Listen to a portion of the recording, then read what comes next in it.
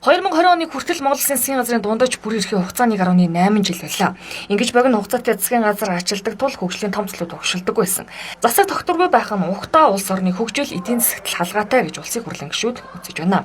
3-4 геополитикийн шин чанартай том төслүүдэд ямар ч байсан зөвшөөрлийг аваад эхлүүлээд явж байгаа нь бол өнгөрсөн 30 жилд бол гацчихсан энэ том тавааныхаа ард гарч ийн гэж бодож байна. Тэгээд ер нь цаашдаа монголчууд нэг эвлэж нэлдээд нийлээд явхлаарэ заавал хулгай хийдэг байх албагүй шүү дээ.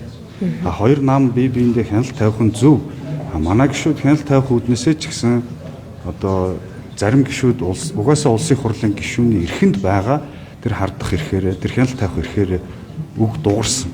Тэглээгээд бүтэн намд нь хариуцлага тооцох, бүтэн засгийн газарт нь хариуцлага тооцох нь бол өөрөө логикгүй асуудал. Одоо шинээр ингээд засгийн газар байгууллагаа дахиад 2-3 сар. За дахиад одоо бодвол хөтөл мөртгөрөө боловсруулна гэж дахиад хэдэн сар. Би энэ л зүгээр санаа зовж байгаа.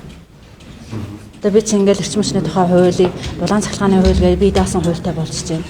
За одоо ингээд дахиад засаг төрн ингээд өнгөрчих юм бол энэ хуулийн цаашаа явах ч юм уу, явахгүй ч юм уу гэж ингээд нэлээд асуудал болох байхаа. Тэгэхээр би л тэр нэг шиг санаа зовж байгаа. Аль болох доктортой байгаас л гэж үзэж байгаа. Засаг төрийн бодлого доктортой байж ижил урт хугацаанд явна шүү дээ. Тэрнээс бол ер нь тэгээд энэ чинь бид нар сүүлийн 30 гаруй жил олон удаа л одоо бас засаг төр солигдлоо, өөрчлөгдлөө. Тэглээгээд бид нарт хоцсон зүйл байхгүй шүү дээ. Гадна талдаа засаглалын тогтворгүй байдал хөрөнгө оруулагчдыг үргэн гэж үзэх гишүүд ч хэцүүнгүй байна. Гадаад ертөнцийн ч гэсэн их онцгой харагдаж байна. За энэ монголчуудтай юм яриад нэмэргүй юм байна.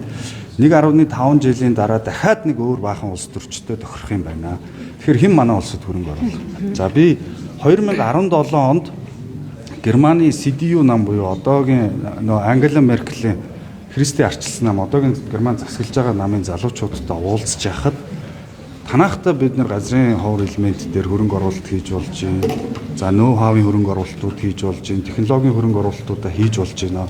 Тэгэхдээ манай германчууд улс төрийн доктортой байдлыг хамгийн түрүүнд авч үздэг юм аа. Тэгэхээр танаа Монгол улсын засгийн газрын дундаж наслал чинь 1.3 шүү дээ. Ийм улстай хэн хэлцээр хийх юм гэж хариулж ирсэн. Тэгэхээр бид нар бол ер нь засгийн газрынхаа дундаж наслалтыг хяналттайгаар дэвшлүүлэх нь зүйтэй. Ерөнхий сайдын хүүгийн асуудал дөрөөлж гарч ирсэн улс төржилт Монгол Ардын намын дотоод асуудлаас өөрөөр хэлбэл намын ах нарын явуулга гэж сүрэг хүчин харж байгаа. Үүнийг засагт хамтарсан намууд гэрээ зөрчсөн гэдгээр шалтгаглаж хамтралыг тарааж ерөнхийлөгчийн сонгуульд бэлдэж байна гэх хардлагч улс төрийн хүрээнд бий болоод байна.